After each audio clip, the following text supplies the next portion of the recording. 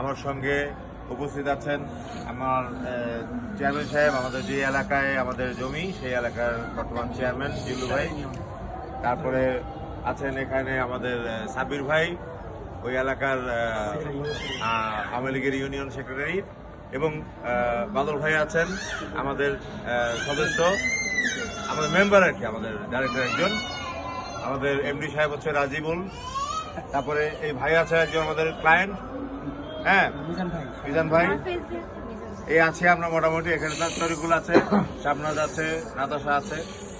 আপনাদের দোয়ায় আমরা এই পর্যন্ত আসছি, আপনাদের সাথে থাকতে চাই, আপনাদের সাথে নিয়ে আমরা এগোতে চাই।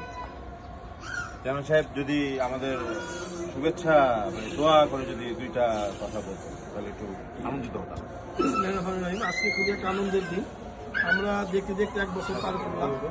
এটার মূলটা ছিল যারা আপনার ক্লায়েন্ট, সম্মানিত ক্লায়েন্ট যারা, তাদের সহযোগিতায়, তাদের উৎসাহে এই কোম্পানিটা দিন দিন বাড়ছে।